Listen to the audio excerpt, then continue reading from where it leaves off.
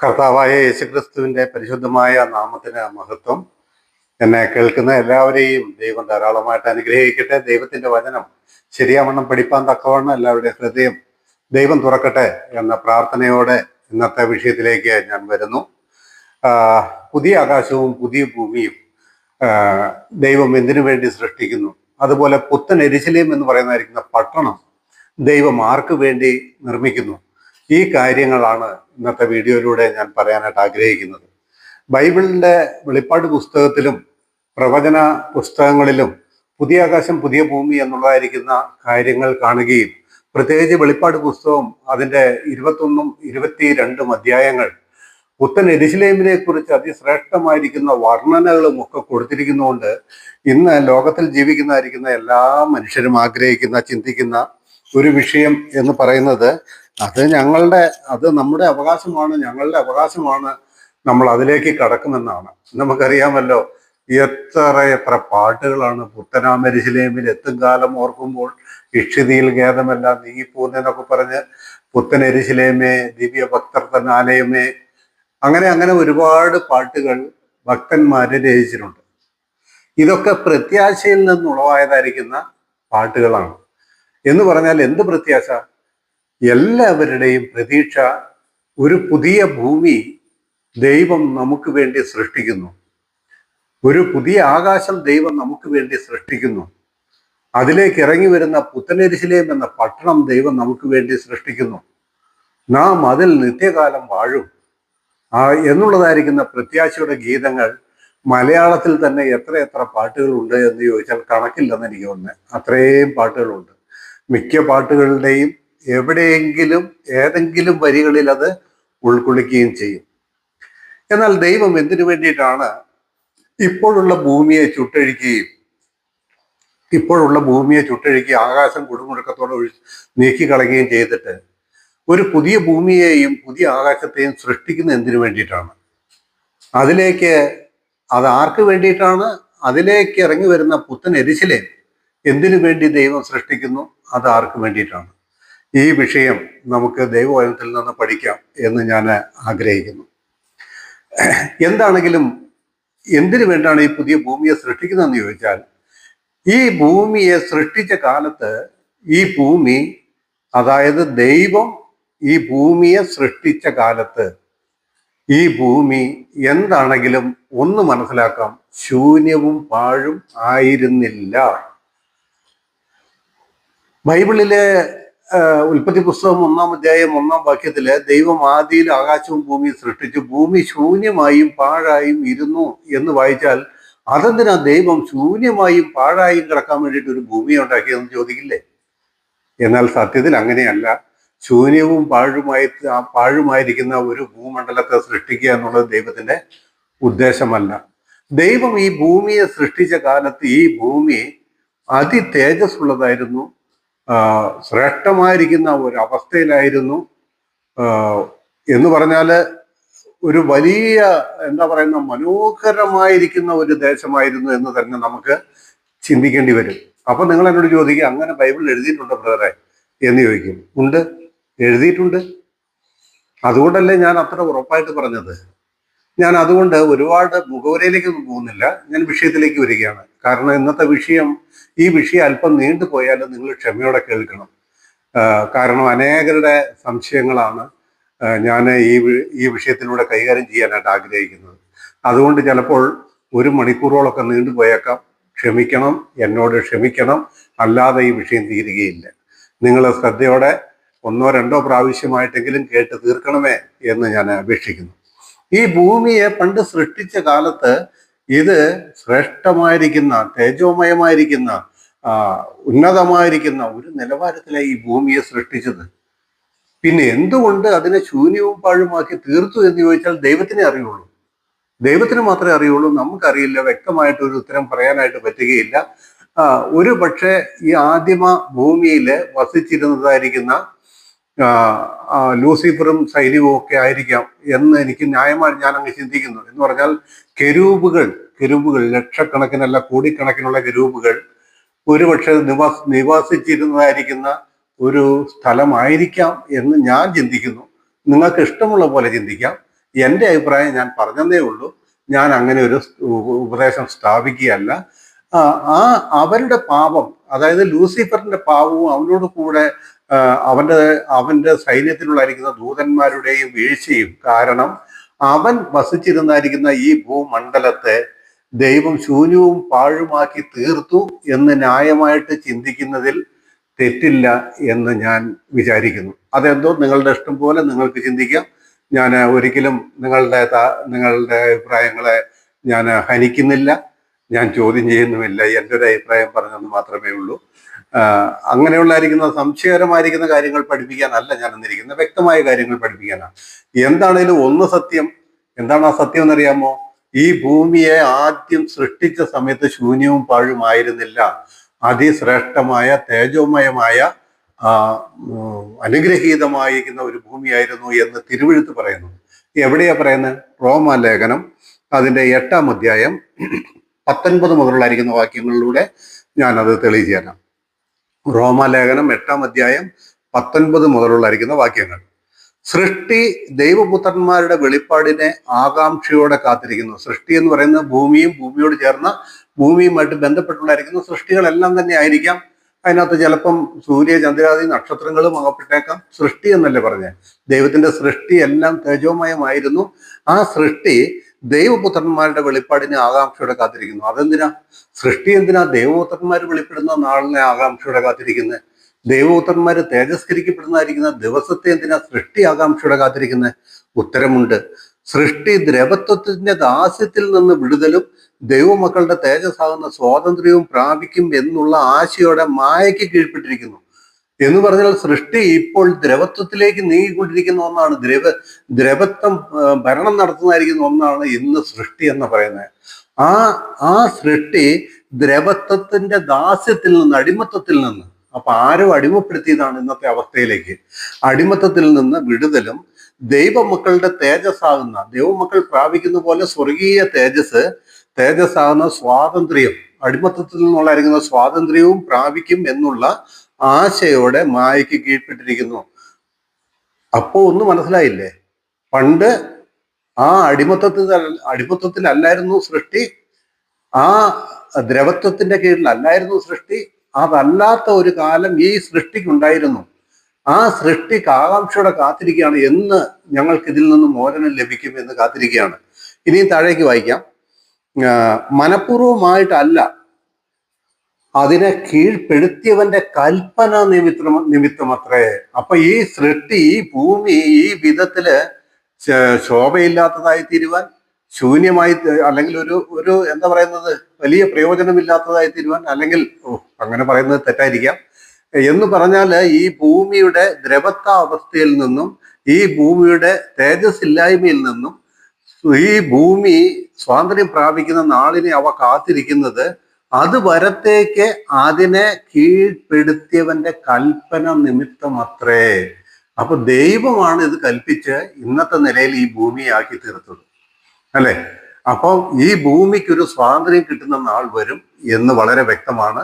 അപ്പോൾ പണ്ട് സൃഷ്ടിച്ച കാലത്ത് ഈ ഭൂമി ആ വിധത്തിൽ എന്താ പറയുന്നത്, ദ്രവത്വത്തിലല്ലായിരുന്നു, ഇന്നത്തെ വിധത്തിൽ തേജസ് ഇല്ലാത്ത അവസ്ഥയിലല്ലായിരുന്നു എന്നുള്ളതായിരിക്കുന്ന കാര്യം നമ്മൾ മനസ്സിലാക്കണം. അവിടെ പറയുകയാണ്, മനഃപൂർവമായിട്ടല്ല, അതിനെ കീഴ്പ്പെടുത്തിയവന്റെ കൽപ്പന നിമിത്തമത്രേ. സർവസൃഷ്ടിയും ഇന്ന് വരെ ഒരുപോലെ ഞരങ്ങി ഈറ്റുനോടിരിക്കുന്നു എന്ന് നാം അറിയുന്നു. സർവസൃഷ്ടിയും. അപ്പൊ അതാ ഞാൻ പറഞ്ഞ, ഭൂമി മാത്രമായിക്കൊള്ളുന്നില്ല. ദൈവത്തിന്റെ ഈ സൃഷ്ടിക്ക് എല്ലാത്തിനും ദ്രവത്വം സംഭവിച്ചു. എല്ലാം ഓരോ നാളും ക്ഷയിച്ചുകൊണ്ടിരിക്കുകയാണ്. എല്ലാം ഇന്ന് അടിമത്തത്തിലാണ്.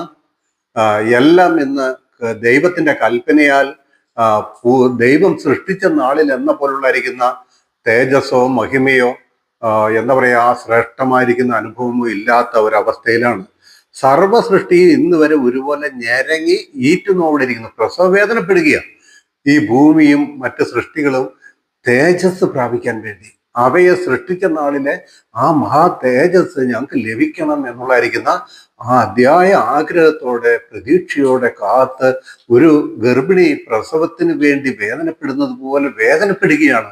സർവ്വ സൃഷ്ടിയും ഇന്നുവരെ ഈറ്റുന്നു അവിടെ ഇരിക്കുന്നു എന്ന് നാം അറിയുന്നു. അപ്പൊ ഇത്രയും വാക്യത്തിൽ നിന്ന് നമുക്ക് എന്ത് മനസ്സിലാക്കാനായിട്ട് പറ്റും? ദൈവം ഈ ഭൂമിയെയും ഈ പ്രപഞ്ചത്തെ അല്ലെങ്കിൽ ഈ സൃഷ്ടജാലങ്ങളെയും സൃഷ്ടിച്ച നാളിൽ തീർച്ചയായിട്ടും ഭൂമി ശൂന്യവും പാഴുമായിരുന്നില്ല. ഇന്നുള്ളതായിരിക്കുന്ന ദ്രവത്വത്തിന്റെ അവസ്ഥയിലുമായിരുന്നില്ല. ഇന്ന് ഭൂമിക്ക് തേജസ്സില്ലല്ലോ. ഇന്ന് ഭൂമിക്ക് എന്ത് പ്രത്യേകതയുള്ളത്? ഇന്ന് അധ്വാനിക്കുന്നവൻ അതിന്റെ ഫലം വേണ്ടുന്ന വിധത്തിൽ കിട്ടുന്നില്ലല്ലോ, ഇല്ലേ? അത് നമ്മൾ മനസ്സിലാക്കണം. അപ്പൊ ഈ ഭൂമിയെ ചുട്ടഴിച്ചിട്ട് ഈ ഭൂമി ഇന്നത്തെ അവസ്ഥയിലേക്ക് ആയിത്തീരാൻ രണ്ട് കാരണങ്ങളുണ്ട് കേട്ടോ. ഒന്ന്, ഞാൻ വിശ്വസിക്കുന്നതാണ്, ലൂസിഫറിന് കൊടുത്തായിരിക്കുന്ന ഭൂമിയിൽ ലൂസിഫർ ദൈവത്തോട് മത്സരിച്ച് പാപം ചെയ്തതിന്റെ പരിണിത ഫലമായിട്ട് ഒരു പക്ഷേ ഞാൻ പിന്നെയും ആവർത്തിക്കട്ടെ, അങ്ങനെ ആയിരിക്കാം. അതുകൊണ്ട് ദൈവം ഈ ഭൂമിയെ ശൂന്യവും പാഴുമാക്കി തീർത്തു.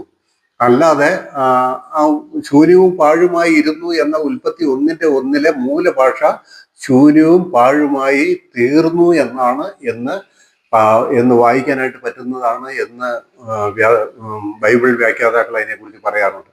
അപ്പോൾ ഈ ഭൂമിയിൽ അവൻ ഇനി ആധിപത്യം നടത്താതെ വണ്ണം, അല്ലെങ്കിൽ അവൻ ഇവിടെ സന്തോഷിക്കാതെ വണ്ണം ലൂസിഫറിന്റെ ആ വാസസ്ഥലത്തെ ദൈവം ശൂന്യവും പാഴുമാക്കി തീർത്തായിരിക്കും. അതിനുശേഷം മനുഷ്യനെ സൃഷ്ടിച്ചു കഴിഞ്ഞപ്പോൾ മനുഷ്യൻ ഈ ഭൂമിയിൽ ജീവിക്കുന്നതിന് ഇതിനെ ന്യൂ ക്രിയേഷൻ, പുതിയ ഒരു സൃഷ്ടിപ്പിലേക്ക്, പുതിയൊരു അവസ്ഥയിലേക്ക് വരുത്തുകയായിരുന്നു.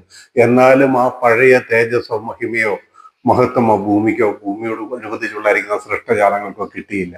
അതുകൊണ്ടാണ് ഇന്നത്തെ ഭൂമി ദൈവപുത്രന്മാരുടെ വെളിപ്പാടിനെ കാത്തിരിക്കുന്നത്. ഞങ്ങളും പ്രാപിക്കും. ഞങ്ങൾക്ക് നഷ്ടപ്പെട്ടതായിരിക്കുന്ന ആ അനാദികാലത്തുള്ളതായിരിക്കുന്ന ഞങ്ങളുടെ മഹത്വം ഞങ്ങൾ പ്രാപിക്കുന്ന ആ ദിവസം വരും. അത് ദൈവപുത്രന്മാർ വെളിപ്പെടുന്ന ദിവസമാണ് എന്ന് കാത്ത് അവരിക്കുന്നത്. അതുകൊണ്ടാണ് ഈ ഭൂമിയെ ചുട്ടഴിച്ചിട്ട് പുതിയ ഒരു ഭൂമി സൃഷ്ടിക്കേണ്ടി വരുന്നത്. ആ കാലം, സൃഷ്ടിയുടെ കാത്തിരിപ്പിന്റെ അവസാനം അത് സംഭവിക്കും. അതായത് ദൈവം പുതിയ ഭൂമിയെ തേജോമയമായ ശ്രേഷ്ഠമായ അനുഗ്രഹീതമായിരിക്കുന്ന ഒരു പുതിയ ഭൂമിയെ ദൈവം സൃഷ്ടിക്കും. ആകാശത്തിനും അവന്റെ തൃക്കണ്ണിന് തേജസ്സില്ല നമ്മൾ തിരുവഴുത്തിൽ വായിക്കുന്നുണ്ട്. സ്വർഗത്തിനും തേജസ്സില്ല. സ്വർഗവും വേണ്ടുന്ന തേജസ്സോടെ അല്ല ഇരിക്കുന്നതെന്ന് പറയുന്നത്. അപ്പൊ ആ സ്വർഗത്തെയും നീക്കിക്കളഞ്ഞ് പുതിയ ആകാശം സൃഷ്ടിക്കും, പുതിയ ഭൂമിയെ സൃഷ്ടിക്കും.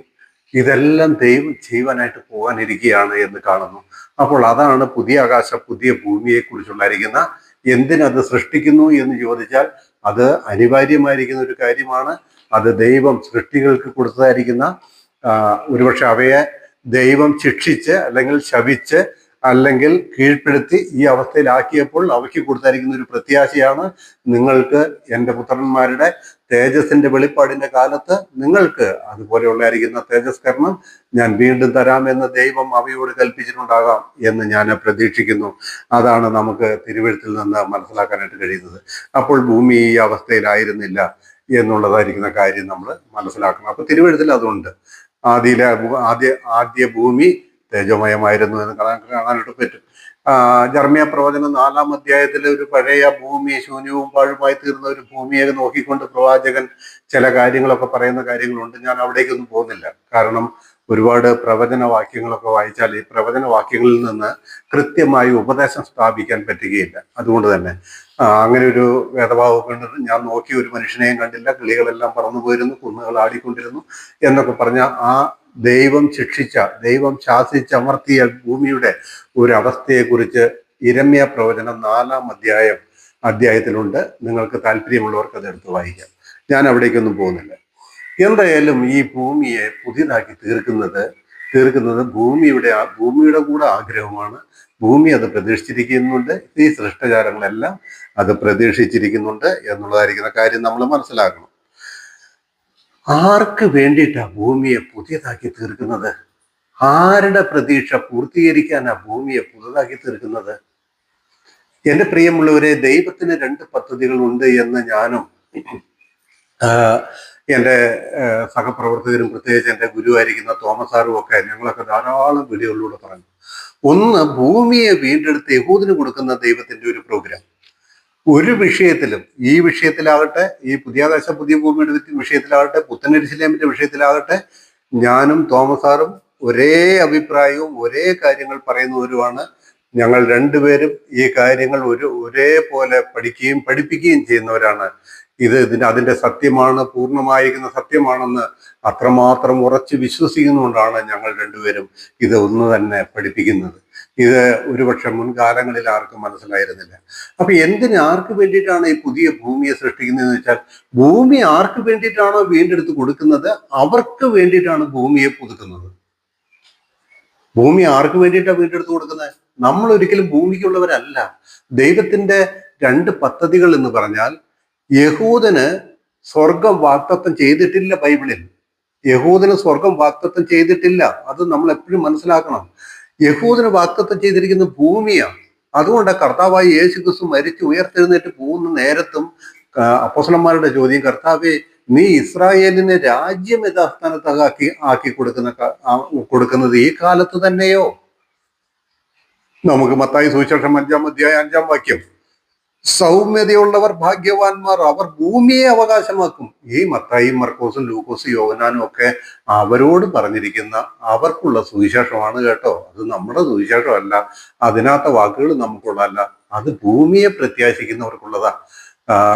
പിന്നെ കർത്താവിന്റെ ക്രൂശിൽ കർത്താവിനോട് കൂടെ മരിച്ചതായിരിക്കുന്ന കള്ളൻ കർത്താവിനോട് ചോദിച്ചു, കർത്താവെ, നീ രാജ്യത്വം പ്രാപിച്ച് വരുമ്പോൾ, എങ്ങോട്ട് വരുമ്പോൾ? ഭൂമിയിലേക്ക് വരുമ്പോൾ എന്നെയും ഓർക്കണമേ, എന്നെയും ഓർക്കണമേ. അപ്പൊ അവരുടെ പ്രത്യാശ എന്താ? ഭൂമിയാണ്. നീ ഭൂമിയിലേക്ക് തിരിച്ചു വരുമല്ലോ, അന്ന് എന്നെ ഓർക്കണം. നീ പോകുന്ന സ്വർഗത്തിൽ എന്നെ കൊണ്ടുപോകണമെന്നല്ല കർത്താവിന്റെ കൂടെ മരിച്ച മാനസാന്തരപ്പെട്ട കള്ളൻ പറഞ്ഞത്. കർത്താവ് അവരെ പ്രാർത്ഥിക്കാൻ പഠിപ്പിച്ചതും അങ്ങനെ തന്നെയാണ്. നിന്റെ ഇഷ്ടം വരണമേ, നിന്റെ ഇഷ്ടം സ്വർഗത്തിലെ പോലെ ഭൂമിയിലും ആകണമേ. ഭൂമി അവർക്ക് വാഗ്ദത്തം ചെയ്തിരിക്കുകയാണ്. അപ്പൊ യഹൂദനെ വീണ്ടെടുത്ത് ഭൂമി അവർക്ക് കൊടുക്കുന്നതായിരിക്കുന്ന ദൈവിക പദ്ധതിയാണ്. സാത്താന്റെ കയ്യിൽ നിന്ന് ഭൂമിയെ സ്വതന്ത്രമാക്കി അവർക്ക് കൊടുക്കുന്നതായിരിക്കുന്ന ദൈവിക പദ്ധതിയാണ് ദൈവത്തിന്റെ ഒന്നാമത്തെ പദ്ധതി. അത് നമ്മൾ എപ്പോഴും മനസ്സിലാക്കിയിരിക്കണം. ദൈവത്തിന്റെ രണ്ടാമത്തെ പദ്ധതി, ആ ഒന്നാമത്തെ പദ്ധതി താൽക്കാലികമായി സ്റ്റോപ്പ് ചെയ്തുകൊണ്ട് ദൈവം അപ്പോസ്തലനായിരിക്കുന്ന പൗലോസിനെ വിളിക്കുകയും പൗലോസിലൂടെ കൃപയുടെ യുഗം ആരംഭിക്കുകയും കൃപായുഗം ആരംഭിക്കുകയും പുതിയ ഒരു സുവിശേഷം, കാൽവരി കുരിശിലൂടെ തുറന്നായിരിക്കുന്ന രക്ഷയുടെ സുവിശേഷം ലോകത്ത് പ്രചരിപ്പിക്കുകയും ചെയ്തു. വിശ്വസിക്കുന്ന യഹൂദനെന്നോ ജാതികളെന്നോ പിന്നെ എന്താ പറയുന്നത്, ഏത് വിധക്കാരനും, ഭാഷ, വർഗം ഒന്നുമില്ലാത്ത എല്ലാ മനുഷ്യർക്കും രക്ഷാകരമായിരിക്കുന്ന ദൈവകൃപ ഉദിച്ച കാലഘട്ടമാണ് ഈ കാലഘട്ടം. ഈ കാലഘട്ടത്തിൽ രക്ഷിക്കപ്പെടുന്നവർ കർത്താവിന്റെ ശരീരമാകുന്ന സഭയാണ്. കർത്താവിന്റെ ശരീരമാകുന്ന സഭയെ എങ്ങോട്ടാണ് കൊണ്ടുപോകുന്നതെന്ന് ചോദിച്ചാൽ സ്വർഗത്തിലേക്ക് കൊണ്ടുപോകുന്നത്. നമ്മുടെ പൗരത്വം സ്വർഗത്തിലാണ്. ഞാൻ പറഞ്ഞതൊക്കെ പിന്നെയും പറഞ്ഞ് സമയം ദീർഘിപ്പിക്കുകയാണെന്ന് തോന്നരുത് കേട്ടോ. ഞങ്ങളെക്കുറിച്ച് ഇങ്ങനെ ഒരു പരാമർശം എല്ലാവർക്കും ഉണ്ട്. എല്ലാം ഒരു ആവർത്തനം തന്നെയല്ലേ എന്നൊക്കെ പറയുന്നവരുണ്ട്. ചിലത് ആവർത്തിക്കാതെ വിഷയത്തിലേക്ക് വരാൻ പറ്റില്ലത്. അതുകൊണ്ട് ചിലതങ്ങ് ആവർത്തിച്ച് പറഞ്ഞു പോയാലേ ആ പോയിന്റ് മനസ്സിലാവുള്ളൂ. പുതുതായിട്ട് കേൾക്കുന്നവരുണ്ടാവില്ലേ? നിങ്ങൾ മാത്രമല്ലല്ലോ, പുതിയതായിട്ട് കേൾക്കുന്നവരുണ്ട്. അവർക്കൊരു പിടുത്തം കിട്ടണ്ടേ എന്താ ഈ പറഞ്ഞു വരുന്നതെന്ന്. അപ്പം ഞാൻ പറയുന്നത്, നമുക്ക് സ്വർഗമാണ് വാഗ്ദത്തം ചെയ്തിരിക്കുന്നത്. ഈ ബോഡി ഓഫ് ക്രൈസ്റ്റിന് സ്വർഗമാണ് വാഗ്ദത്തം ചെയ്തിരിക്കുന്നത്. നമ്മുടെ പൗരത്വം സ്വർഗത്തിലാണ്. ഓക്കെ. അപ്പൊ ദൈവത്തിന്റെ രണ്ട് വീണ്ടെടുപ്പ്, യഹൂദനെ കൊണ്ട് സാത്താന്റെ കയ്യിൽ നിന്ന് ഭൂമിയെ വീണ്ടെടുത്ത് അവന് കൊടുക്കുക, നമ്മളെ കൊണ്ട് കർത്താവിന്റെ ശരീരമാകുന്ന സഭയെ കൊണ്ട് സ്വർഗത്തെ വീണ്ടെടുത്ത് നമുക്ക് തരിക. ഈ രണ്ട് പദ്ധതിയാണ് ബൈബിളിൽ ശ്രദ്ധയോടെ പഠിച്ചാൽ നമുക്ക് കാണാനായിട്ട് കഴിയുന്നത്. അപ്പൊ യഹൂദന്റെ ഭൂമി യഹൂദന് പുതുതാക്കി കൊടുക്കുക. എന്തിനു വേണ്ട പുതിയ ആകാശം പുതിയ ഭൂമി സൃഷ്ടിക്കുന്നതെന്ന് ചോദിച്ചാൽ, യഹൂദന്റെ ഭൂമി യഹൂദന് പുതുക്കി തേജോമയമാക്കി കൊടുക്കുക എന്നുള്ളതായിരിക്കുന്ന ദൈവിക ഉദ്ദേശമാണ് അതിന്റെ പിന്നിലുള്ളത് എന്ന് നമുക്ക് കാണാനായിട്ട് പറ്റും. അതുകൊണ്ടല്ലേ പത്രോസ് കാത്തിരിക്കുന്നത് എന്തിനു വേണ്ടിയിട്ടാ പത്രോസ് കാത്തിരിക്കുന്നത്? പത്രോസിന്റെ ലേഖനം, രണ്ടാമത്തെ ലേഖനം, അതിന്റെ 3-ാം അധ്യായം 10 മുതൽ 13 വരെ വായിക്കുന്നത് എങ്ങനെയാണ്? കർത്താവിന്റെ ദിവസമോ കള്ളനെ പോലെ വരും. അന്ന് ആകാശം കൊടുമുഴക്കത്തോടെ ഒഴിഞ്ഞു പോകും, മൂലപദാർത്ഥങ്ങൾ കത്തിയഴുകയും ഭൂമിയും അതിലുള്ള പണികളും വെന്തു പോവുകയും ചെയ്യും. അപ്പൊ ഭൂമിയെ ദൈവം ചുട്ടഴിക്കും, ചുട്ട് നശിപ്പിക്കും. ഇങ്ങനെ ഇവയൊക്കെയും അഴിവാനുള്ളതായിരിക്കാൽ ആകാശം ചുട്ടഴിവാനും മൂലപദാർത്ഥങ്ങൾ വെന്തുരുകുവാനുമുള്ള ദൈവ ദിവസത്തിന്റെ വരവ് കാത്തിരുന്നും ബന്ധപ്പെടുത്തിയും കൊണ്ട് നിങ്ങൾ എത്ര വിശുദ്ധ ജീവനവും ഭക്തിയും ഉള്ളവരായിരിക്കണം. എന്നാൽ നാം അവന്റെ വാഗ്ദത്ത പ്രകാരം നീതി വസിക്കുന്ന പുതിയ ആകാശത്തിനും പുതിയ ഭൂമിക്കുമായിട്ട് കാത്തിരിക്കുന്നു. അപ്പൊ എന്തിനാ ദൈവം ഈ ഭൂമിയെ ചുട്ടഴിച്ചിട്ട് പുതിയ ഭൂമിയെ സൃഷ്ടിക്കുന്നത്? എന്തിനാ ദൈവം ഈ പുതിയ ഭൂമിയെ സൃഷ്ടിക്കുന്നത്? ആ പുതിയ ഭൂമി തന്റെ ജനമായിരിക്കുന്ന യഹൂദന് സ്വർഗ തുല്യമാക്കി കൊടുക്കാനാണ്. സ്വർഗ തുല്യമാക്കി. ഈ പുതിയ ഭൂമി എന്ന് പറയുന്നത് സ്വർഗത്തിന്റെ ഒരു പതിപ്പ് തന്നെയാണോ എന്ന് പറഞ്ഞാൽ യഹൂദന്റെ സ്വർഗമാണ് ഭൂമി എന്ന് ഞാൻ പറയും. യഹൂദന് ദൈവം വാഗ്ദത്തം ചെയ്ത സ്വർഗമാണ് തേജസ്കരിക്കപ്പെട്ടതായിരിക്കുന്ന പുതിയ ഭൂമി. യഹൂദന്റെ സ്വർഗം ഒരു കുറവും വരില്ല. സ്വർഗത്തിലുള്ളതിനേക്കാൾ ഒരു കുറവും തേജസ്കരിക്കപ്പെട്ട പുതിയ ഭൂമിക്ക് വരികയില്ല. അറിയാമോ നിങ്ങൾക്ക്? അപ്പോൾ അവരുടെ കാത്തിരിപ്പ് എന്തിനു വേണ്ട? എന്നാൽ നാം നീതി വസിക്കുന്ന എങ്ങനെയാണ്? എന്നാൽ നാം അവന്റെ വാഗ്ദത്ത പ്രകാരം, ആരുടെ വാഗ്ദത്തം? ദൈവം നമുക്ക് നൽകിയിരിക്കുന്ന വാഗ്ദത്ത പ്രകാരം നീതി വസിക്കുന്ന പുതിയ ആകാശത്തിനും പുതിയ ഭൂമിക്കുമായി കാത്തിരിക്കുന്നു. അപ്പൊ അത് അവരുടെ പ്രതീക്ഷയല്ലേ? അത് അവർക്ക് വേണ്ടല്ല കൊടുക്കുന്നത്. അപ്പൊ പുതിയ ഭൂമിയോ സൃഷ്ടിക്കുന്ന ആർക്ക് വേണ്ട? നമുക്ക് വേണ്ടിയാണോ? പത്രോസ് ഈ ലേഖനം എഴുതിയത് ആർക്ക് വേണ്ടിയിട്ട്, ആരോടാന്ന് നിങ്ങൾക്കറിയാമോ? ചെതറിപ്പാർക്കുന്ന 12 ഗോത്രങ്ങൾക്ക്, യഹൂദന്മാർക്ക്, അല്ലെങ്കിൽ യെരുശലേമിലെ സഭയിൽ നിന്ന് ചെതറിപ്പോയവരായിരിക്കുന്നവർക്ക് വേണ്ടിയിട്ട്. ആ യെരുശലേമിലെ സഭ പൗലോസിന്റെ സഭയല്ല, കൃപയുടെ സുവിശേഷമല്ല. ആ യെരുശലേമിലെ സഭയിലുള്ളവർ പഠിച്ചതും പഠിപ്പിച്ചതും, യെരുശലേമിലെ സഭ 12 അപ്പോസ്തലന്മാരുടെ നേതൃത്വത്തിൽ പഠിച്ചതും പഠിപ്പിച്ചതും ഉപദേശിച്ചതും ന്യായപ്രമാണമാണ്. അവർ AD 60 ന്യായപ്രമാണമാണ് ചെയ്തു പോന്നിരുന്നത്. പൗലോസിന്റെ ലേഖനവുമായിട്ട്, പൗലോസിന്റെ ഉപദേശവുമായിട്ട്, പൗലോസിന്റെ സുവിശേഷവുമായിട്ട് യെരുശലേമിലെ സഭയ്ക്കോ 12 അപ്പോസ്തലന്മാർക്കോ യാതൊരു ബന്ധവുമില്ല. ഇത് രണ്ടും രണ്ട് പദ്ധതിയാണെന്ന് ഞാൻ അതുകൊണ്ടാണ് പറഞ്ഞത്. അപ്പൊ അവരുടെ പ്രതീക്ഷയാണ് എന്ത്? ഈ പുതിയ ഭൂമി അവരുടെ പ്രതീക്ഷയാണ്. അതിനുവേണ്ടി അവരെ കാത്തിരിക്കുകയാണ്. എബ്രായ ലേഖനം 10-ാം അധ്യായം, എബ്രായ ലേഖനം 11-ാം അധ്യായത്തില്, എബ്രായ ലേഖനം 11-ാം അധ്യായത്തിൽ നമ്മൾ എങ്ങനെ വായിക്കുന്നു? അബ്രഹാം എന്തിനു വേണ്ട കാത്തിരുന്നേ? അബ്രഹാം എന്തിനു വേണ്ട കാത്തിരുന്നേ? എബ്രായ ലേഖനം 11-ാം അധ്യായം അതിന്റെ 9-ഉം 10-ഉം വാക്യങ്ങൾ. വിശ്വാസത്താൽ അവൻ എന്ന് പറഞ്ഞ അബ്രഹാം, വിശ്വാസത്താൽ അവൻ വാഗ്ദത്ത ദേശത്ത് ഒരു അന്യദേശത്ത് എന്ന പോലെ ചെന്ന് വാഗ്ദത്തത്തിന് കൂട്ടവകാശികളായ ഇസഹാക്കിനോട് യാക്കോബിനോട് കൂടെ കൂടാരങ്ങളിൽ പാർത്തു. ഒരു വലിയൊരു കെട്ടിടം പണിത്, വലിയൊരു വീട് പണിത് പാർക്കാൻ കഴിവില്ല എന്നല്ല കൂടാരങ്ങളിൽ പാർക്കാൻ. കൂടാരങ്ങളിൽ ആ വാഗ്ദത്ത ദേശത്ത് അബ്രഹാം പാർത്തപ്പോൾ അബ്രഹാമിന് ഒരു ലക്ഷ്യമുണ്ടായിരുന്നു, ഒരു പ്രതീക്ഷ ഉണ്ടായിരുന്നു. എന്താ പ്രതീക്ഷ? യാക്കോബിനും കൂട്ടവകാശികളായ ഇസഹാക്കിനോട് യാക്കോബിനോട് കൂടെ കൂടാരങ്ങളിൽ പാർത്തുകൊണ്ട് ദൈവം ശില്പിയായി നിർമ്മിച്ചതും അടിസ്ഥാനങ്ങൾ ഉള്ളതുമായ നഗരത്തിനായി കാത്തിരുന്നു. ആ നഗരമാ പുത്തൻ യെരൂശലേം, അബ്രഹാം കാത്തിരുന്ന നഗരം. അപ്പൊ പുതിയ ഭൂമിയിലേക്ക് ഇറങ്ങി വരുന്ന ഒരു നഗരമാണ് പുത്തൻ യെരൂശലേം എന്നുള്ളതായിരിക്കുന്ന കാര്യം മനസ്സിലാക്കണം. അപ്പൊ ഇത് ഈ പുതിയ ആകാശം, പുതിയ ഭൂമി എന്നിവയെ കുറിച്ച് അപ്പോസ്തലനായിരിക്കുന്ന പൗലോസിന്റെ നാം ഇപ്പോൾ വായിച്ചതായിരിക്കുന്ന ഈ റോമാലേഖനം 8-ാം അധ്യായത്തിലെ സർവ്വസൃഷ്ടിയും ഇന്ന് വരെ ഞരങ്ങി ഇരുന്നോടിരിക്കുന്നു എന്ന ഒരു പോയിന്റ് അല്ലാതെ പൗലോസിന്റെ ലേഖനങ്ങളിലെങ്ങും ഒരു പുതിയ ആകാശത്തെക്കുറിച്ചോ പുതിയ ഭൂമിയെക്കുറിച്ചോ പുത്തൻ യെരൂശലേമിനെ കുറിച്ചോ യാതൊരു പരാമർശവും ഇല്ല. അതെന്താ കാരണം?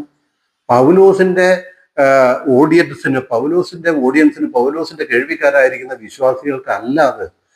എന്നാൽ സർവ്വസൃഷ്ടിക്കും ഒരു തേജസ്കരണം വരുന്ന കാലമുണ്ട് എന്ന് റോമാലേഖനം 8-ാം അധ്യായത്തിൽ സൃഷ്ടിയുടെ തേജസ്കരണത്തെ കുറിച്ച് പറഞ്ഞപ്പോൾ പൗലോസ് പറഞ്ഞിട്ടുണ്ട്. അതല്ലാതെ പുതിയ ആകാശം പുതിയ ഭൂമിയെ കുറിച്ച് യഹൂദന്മാർക്കുള്ളായിരിക്കുന്ന 12 അപ്പോസ്തലന്മാരുടെയും പ്രവാചകന്മാരുടെയും എഴുത്തുകളിലല്ലാതെ മറ്റെവിടെയും കാണാനായിട്ടില്ല കേട്ടോ. അത് നമ്മൾ മനസ്സിലാക്കണം. അതുകൊണ്ട് തന്നെ ഭൂമിയെ എന്തിനാ പുതിയ ഭൂമിയാക്കുന്നതെന്ന് ചോദിച്ചാൽ അത് തന്റെ ജനമായിരിക്കുന്ന യഹൂദന് വാഗ്ദത്തം ചെയ്തായിരിക്കുന്ന ഭൂമിയാണ് എന്നുള്ളതായിരിക്കുന്ന കാര്യം നമ്മൾ മനസ്സിലാക്കണം. യെശയ്യാ പ്രവചനം അതിന്റെ 65-ന്റെ 17-18 പ്രവാചകന്മാർ ഇതിനെക്കുറിച്ച് പറഞ്ഞിട്ടുണ്ട്. പ്രവാചകന്മാർ ഈ കാര്യത്തെക്കുറിച്ച് പറഞ്ഞിട്ടുണ്ട്. യെശയ്യാ പ്രവചനം അതിന്റെ യെശയ്യാ പ്രവചനം 65-ാം അധ്യായം 17-18 വാക്യങ്ങൾ. ഇതാ ഞാൻ പുതിയ ആകാശവും പുതിയ ഭൂമിയും സൃഷ്ടിക്കുന്നു. കണ്ടോ, ഇതൊക്കെ പണ്ടേ പ്രവാചകന്മാർ മുഖാന്തരം അരുളി ചെയ്തതാ. ഈ വാഗ്ദത്തം യഹൂദനുള്ളതാ, ഈ പുതിയ ഭൂമി യഹൂദനുള്ളതാ. ഇതാ ഞാൻ പുതിയ ആകാശവും പുതിയ ഭൂമിയും സൃഷ്ടിക്കുന്നു, മുമ്പിലെത്തവ ആരും ഓർക്കയില്ല. ഈ ഭൂമിയെ കുറിച്ച് ആരും ഓർക്കാതെ വണ്ണം അത്ര ശ്രേഷ്ഠമായിരിക്കുന്ന ഒന്നായിരിക്കും ദൈവം പുതുതായിട്ട് സൃഷ്ടിക്കാൻ പോകുന്നത്. മുമ്പിലെത്തവ ആരും ഓർക്കുകയില്ല, ആരുടെയും മനസ്സിൽ വരികയില്ല. ഞാൻ സൃഷ്ടിക്കുന്നതിനെ കുറിച്ച് നിങ്ങൾ സന്തോഷിച്ച്, നിങ്ങൾ ആര്? യഹൂദന്മാരോട് പറയുന്ന, യഹൂദന്മാരോട് പറയുന്ന, നമ്മളോട് പറയുന്നല്ല. യശയാവിന്റെ പുസ്തകമൊക്കെ യഹൂദന്മാർക്ക് എഴുതുമ്പോൾ നമ്മളെന്ന് പറയുന്നതായിരിക്കുന്ന ഒരു ജനത രക്ഷിക്കപ്പെട്ടിട്ടോ രക്ഷയുടെ പങ്കാളിത്തത്തിൽ വന്നവരോ അല്ല. നമ്മുടെ രക്ഷ പൗലോസിന് വെളിപ്പെട്ട മർമ്മമാണ്, മിസ്റ്ററിയാണ്. ഇത് ഈ പൗലോസിന്റെ കാലം മുതലാണ് നമ്മുടെ രക്ഷാപദ്ധതി തുടങ്ങിയത്. ഇത് അതിനും ഏകദേശം 700 വർഷങ്ങൾക്ക് മുമ്പ് യഹൂദന്മാർക്ക് വേണ്ടി എഴുതിയാണ്. ഞാൻ സൃഷ്ടിക്കുന്നതിനെ കുറിച്ച് നിങ്ങൾ സന്തോഷിച്ച് എന്നേക്കും ഘോഷിച്ചുല്ലസിപ്പിൻ. അപ്പൊ പുതിയ ഭൂമി ആർക്ക് വേണ്ടിയിട്ടാ? യഹൂദനോട് സന്തോഷിച്ച് ഉല്ലസിച്ച് ഘോഷിക്കാന്ന് പറയുന്നത് അവർക്ക് വേണ്ടിയിട്ടാ. സൃഷ്ടിക്കുന്നു, സന്തോഷിച്ച് ഉല്ലസിച്ച് ഘോഷിപ്പിൻ. ഇതാ ഞാൻ യെരൂശലേമിനെ ഉല്ലാസപ്രദമായും അതിലെ ജനത്തെ ആനന്ദപ്രദമായും സൃഷ്ടിക്കുന്നു. ഇത് ദൈവത്തിന്റെ ജനമായ യഹൂദിന് വേണ്ടിയിട്ടുള്ളതാണ് എന്ന് നമുക്ക് കാണാനായിട്ട് പറ്റും. യെശയ്യാവിന്റെ പുസ്തകം 66 അധ്യായത്തിൽ ഒരു വാക്യമുണ്ട്. അതിന്റെ 22 വാക്യം: ഞാൻ ഉണ്ടാക്കുന്ന പുതിയ ആകാശവും പുതിയ ഭൂമിയും എൻ്റെ മുമ്പാകെ നിലനിൽക്കുന്നത് പോലെ നിങ്ങളുടെ സന്തതിയും നിങ്ങളുടെ പേരും നിലനിൽക്കും. നിങ്ങളുടെ സന്തതിയും നിങ്ങളുടെ പേരും എന്നൊക്കെ പറഞ്ഞ ആരുടെയാ? എന്റെ പൊന്നെ, ഈ യെശയ്യാ പ്രവചനമൊക്കെ എടുത്ത് നമ്മളോട് പറഞ്ഞുകൊണ്ട് നടക്കുന്ന, അയ്യോ, ഈ ജനത്തെ, ഇന്നത്തെ ക്രൈസ്തവ ലോകത്തിന്റെ ഉപദേശിമാരെ എന്താ ചെയ്യേണ്ടത്?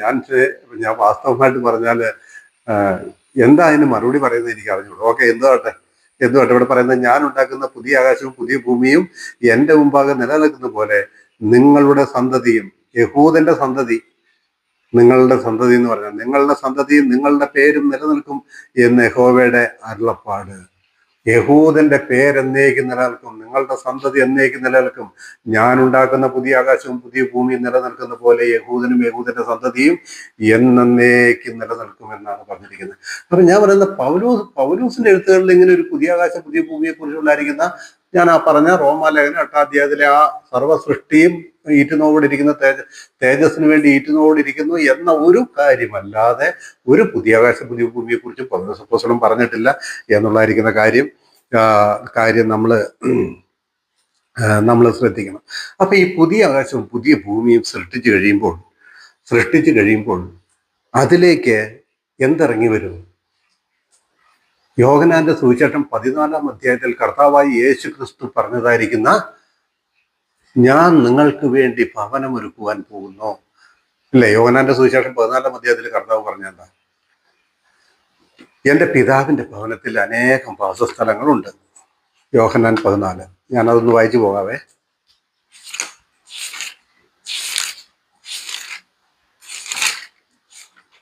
യോഹന്നാന്റെ 14 അധ്യായത്തിന്റെ 1 മുതലുള്ളായിരിക്കുന്ന വാക്യങ്ങൾ: നിങ്ങളുടെ ഹൃദയം കലങ്ങിപ്പോകരുത്.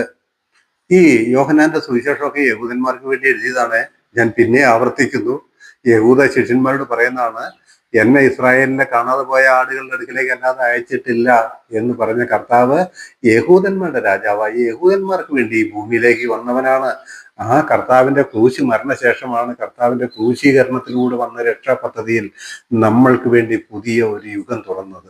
അതുവരെ കർത്താവിന്റെ പദ്ധതിയല്ല യഹൂദന്മാർക്ക് വേണ്ടിയുള്ളതാണ്, യഹൂദനോട് സംസാരിച്ചതാണ്. ഈ യോഹന്നാന്റെ സുവിശേഷമൊക്കെ യഹൂദന്മാർക്ക് വേണ്ടി എഴുതിയാണ്.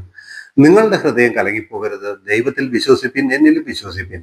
എൻ്റെ പിതാവിന്റെ ഭവനത്തിൽ അനേകം വാസസ്ഥലങ്ങളുണ്ട്. ഇല്ലെങ്കിൽ ഞാൻ നിങ്ങളോട് പറയുമായിരുന്നു. ഞാൻ നിങ്ങൾക്ക് സ്ഥലം ഒരുക്കുവാൻ പോകുന്നു. ഞാൻ പോയി നിങ്ങൾക്ക് സ്ഥലം ഒരുക്കിയാൽ ഞാൻ ഇരിക്കുന്നിടത്ത് നിങ്ങളും ഇരിക്കേണ്ടതിന് പിന്നെയും വന്ന് നിങ്ങളെ എൻ്റെ അടുക്കൽ ചേർത്തുകൊള്ളും. നോക്കിയേ, എൻ്റെ പിതാവിന്റെ ഭവനത്തിൽ അനേകം വാസസ്ഥലങ്ങളുണ്ട്. അത് സ്വർഗത്തിലാണ് എൻ്റെ പിതാവിന്റെ ഭവനം. പക്ഷെ അത് പോരാ.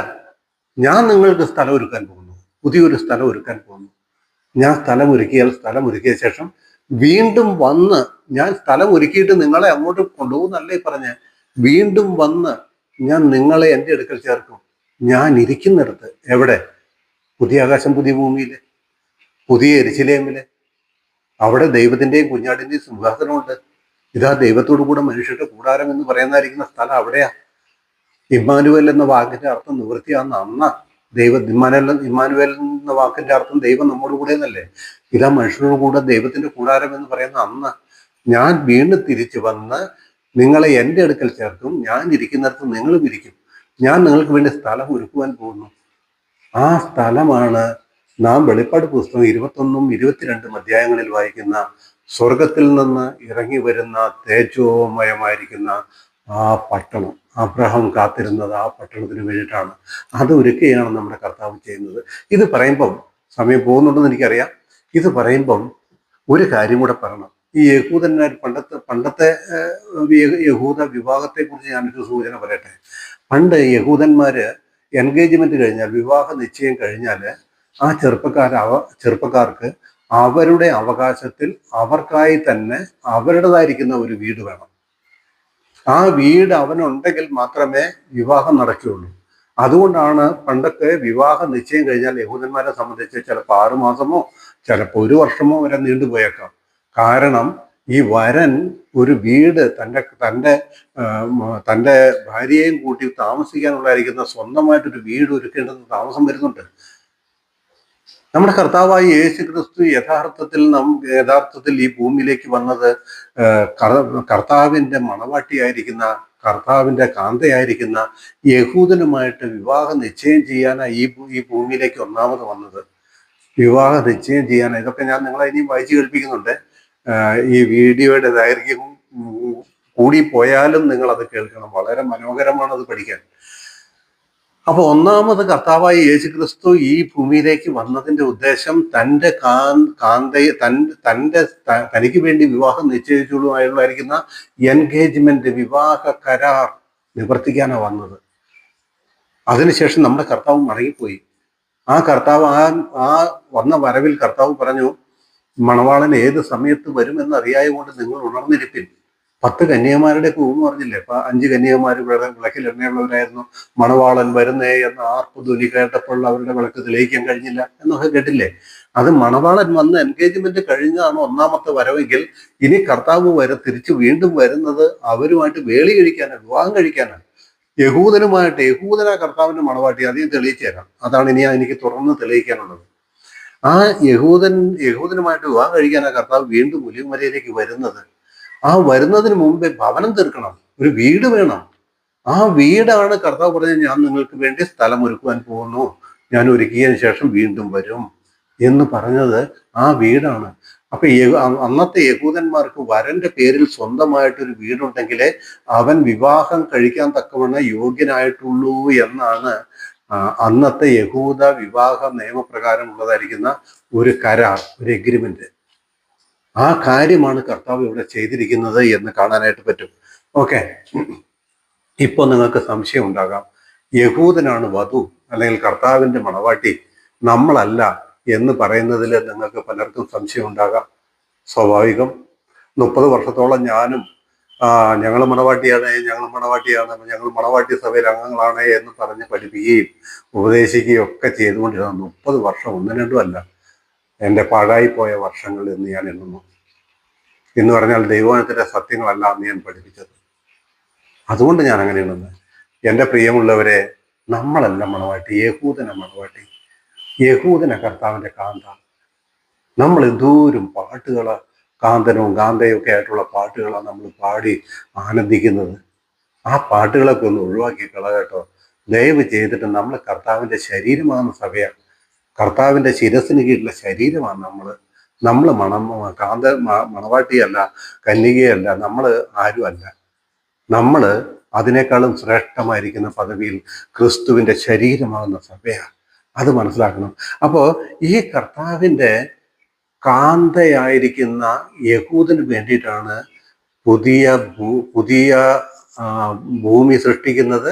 ആ പുതിയ ഭൂമിയിലേക്ക് മണവാളനായിരിക്കുന്ന കർത്താവ് പണിതായിരിക്കുന്ന ആ ഭവനമാണ്, അല്ലെങ്കിൽ നഗരമാണ് മണവാളന് വേണ്ടി അലങ്കരിച്ച മണവാട്ടിയെ പോലെ ഭൂമിയിലേക്ക് ഇറങ്ങി വരുന്നത്. അത് അവർക്ക് വേണ്ടി ഉള്ളതാണ്, അത് അവർക്ക് വേണ്ടി സൃഷ്ടിച്ചതാണ്. ശരി, ഞാൻ ഇത് പറയുമ്പോൾ ഞാനൊരു കാര്യം പറയട്ടെ. യഹൂദനാണ് മണവാട്ടി എന്ന് ഞാൻ തെളിയിച്ചു തരട്ടെ ബൈബിളിൽ നിന്ന്. അത് കഴിഞ്ഞിട്ട് ഞാൻ വെളിപ്പാട് പുസ്തകം 21 വരാം. യഹൂദനാണ് മണവാട്ടി എന്ന് ഞാൻ നിങ്ങൾക്ക് തെളിയിച്ചു തരാം. യഹസ്കേൽ പ്രവചനം. ഈ യഹസ്കേൽ പ്രവചനമൊന്നും നമുക്കുള്ളതല്ല എന്ന് നിങ്ങൾക്ക് അറിയാമല്ലോ. ഞാൻ പറഞ്ഞല്ലോ, പഴയ നിയമമൊന്നും നമുക്കുള്ളതല്ല കേട്ടോ. ഇതൊക്കെ എടുത്ത് നമുക്കുള്ളതായിട്ട് വ്യാഖ്യാനിക്കുകയും പഠിപ്പിക്കുകയും ചെയ്യുന്ന തിരുമണ്ടന്മാരോട് ഞാൻ എന്താ പറയാമെന്ന് എനിക്കറിയില്ല. സോറി, ക്ഷമിക്കണം, അങ്ങനെയൊക്കെ പറഞ്ഞു പോയാൽ. എന്നാലും പറയുമ്പോൾ അങ്ങ് പറഞ്ഞു പോവുകയാണ്. യെഹെസ്കേൽ പ്രവചനം അതിൻ്റെ 16-ാം അധ്യായത്തിൻ്റെ 4-ാമത്തെ വാക്യം മുതൽ ഞാനൊന്ന് വായിക്കുകയാണ്. യഹൂദനെ ദൈവം തൻ്റെ ഭാര്യയായി, മണവാട്ടിയായി എന്നാണ് കണ്ടത്, തീരുമാനിച്ചത്, എന്നാണ് തനിക്ക് വേണ്ടിയിട്ട് അവളെ തിരഞ്ഞെടുത്തത് എന്നുള്ള കാര്യം 1 മുതൽ ഞാൻ നിങ്ങൾക്ക് വായിച്ചു കേൾപ്പിക്കാം. യെഹെസ്കേൽ പ്രവചനം 16-4 മുതൽ. നിന്റെ ജനന വസ്തുതയോ, നിന്റെ എന്ന് പറഞ്ഞാൽ യഹൂദന്റെ, നമ്മുടെ ഒന്നും അല്ല, യഹൂദന്റെ നിന്റെ ജനന വസ്തുതയോ, ജനിച്ച നാളിൽ നിന്റെ പൊക്കിൾ മുറിച്ചില്ല, നിന്നെ വെള്ളത്തിൽ കുളിപ്പിച്ച് വെടിപ്പാക്കിയില്ല, ഉപ്പ് തേച്ചില്ല, തുണി ചുറ്റിയതുമില്ല, നിന്നോട് മനസ്സലിവ് തോന്നിയിട്ട് ഇവയിൽ ഒന്നെങ്കിലും നിനക്ക് ചെയ്തു തരുവാൻ ഒരു കണ്ണിനും നിന്നോട് കനിവുണ്ടായില്ല. നീ ജനിച്ച നാളിൽ തന്നെ അവർക്ക് നിന്നോട് വെറുപ്പ് തോന്നിയത് കൊണ്ട് നിന്നെ വെളിമ്പ്രദേശത്ത് ഇട്ട് കളഞ്ഞു. ഒരമ്മ ഒരു കുഞ്ഞിനെ പ്രസവിച്ചിട്ട്, ഇന്നാണ് നമ്മൾ വാർത്ത കേട്ടില്ലേ, കഴിഞ്ഞ ആഴ്ചയല്ലേ, ഒരു സ്ത്രീ ആശുപത്രിയിലെ കുഞ്ഞിനെ പ്രസവിച്ച് കഴിഞ്ഞപ്പോൾ തന്നെ ജനലിൽ കൂടെ എടുത്ത് പുറത്തേക്ക് ഒരു ഏറ് വെച്ച് കൊടുത്തു. ആ കുഞ്ഞിന്ന് ആരോഗ്യത്തോടും സുഖത്തോടും കൂടെ ഇരിക്കുന്നു. നിങ്ങൾക്കറിയാമല്ലോ, നിങ്ങൾ വാർത്ത കേട്ട് കാണുമല്ലോ, യഹൂദന്റെ വസ്തുത ഇതുപോലെയായിരുന്നു എന്ന്. നിന്റെ പൊക്കിൽ കൊടി പോലും മുറിച്ച് കളയാൻ നിന്നോട് മനസ്സലിവ് ആർക്കും തോന്നിയില്ല. നിന്നെ കുളിപ്പിച്ചില്ല, ഉപ്പ് തേച്ച് നിന്നെ കുളിപ്പിച്ചില്ല, നിന്നെ ശുദ്ധമാക്കിയില്ല, നിന്നോട് ഒരു കണ്ണിന് ദയ തോന്നിയില്ല. യഹൂദന്റെ ജന്മവസ്തുതയെ കുറിച്ച് പറയുന്നത്. ഞാൻ ഒന്നുകൂടെ വായിക്കട്ടെ. നിന്റെ ജനന വസ്തുതയോ, ജനിച്ച നാളിൽ നിന്റെ പൊക്കിൾ മുറിച്ചില്ല, നിന്നെ വെള്ളത്തിൽ കുളിപ്പിച്ച് വെടുപ്പാക്കിയില്ല, ഉപ്പ് തേച്ചില്ല, തുണി ചുറ്റിയതുമില്ല, നിന്നോട് മനസ്സലിവ് തോന്നിയിട്ട് ഇവയിൽ ഒന്നെങ്കിലും നിനക്ക് ചെയ്തു തരുവാൻ ഒരു കണ്ണിനും നിന്നോട് കനിവുണ്ടായില്ല. നീ ജനിച്ച നാളിൽ തന്നെ അവർക്ക് നിന്നോട് വെറുപ്പ് തോന്നിയത് കൊണ്ട് നിന്നെ വെളിമ്പ്രദേശത്ത് ഇട്ട് കളഞ്ഞു.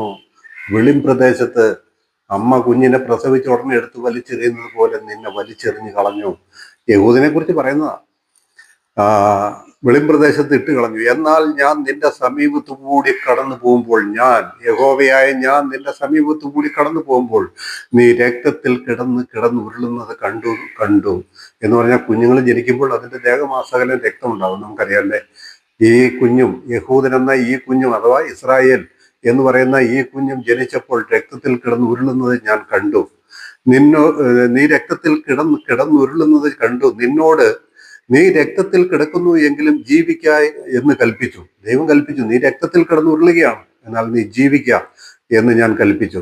അതെ, നീ രക്തത്തിൽ കിടക്കുന്നു എങ്കിലും ജീവിക്കായി എന്ന് ഞാൻ നിന്നോട് കൽപ്പിച്ചു.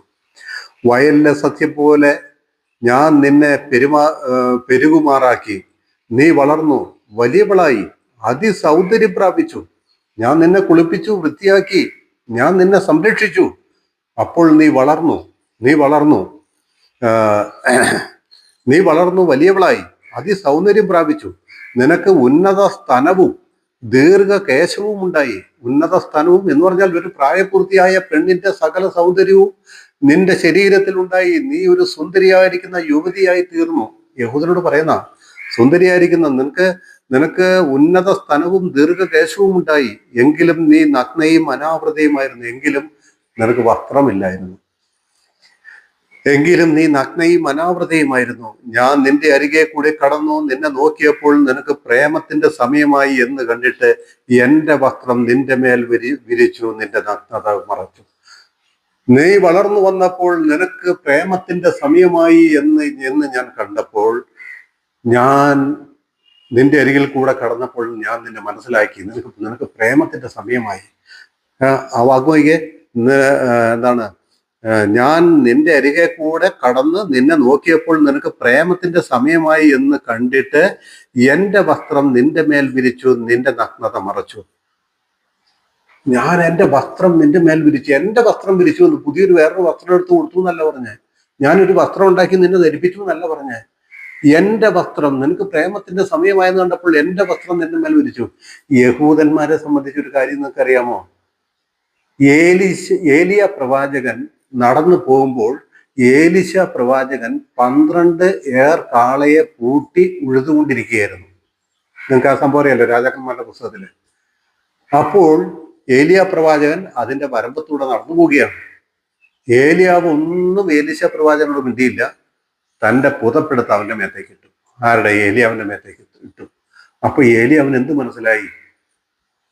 ഈ മനുഷ്യൻ തനിക്ക് വേണ്ടിയിട്ട് എന്നെ വിളിക്കുന്നു എന്ന് മനസ്സിലായി. യഹൂദന്മാർ അവരുടെ വസ്ത്രം വേറൊരുത്തിന്റെ മേത്തിട്ടാൽ അതിന്റെ അർത്ഥം നീ എനിക്കുള്ളവനാണ്, എൻ്റെ പിന്നാലെ വരിക, എൻ്റെ കൂടെ വരിക എന്നുള്ളതാണ്. അതിന്റെ അടയാളമാണ്.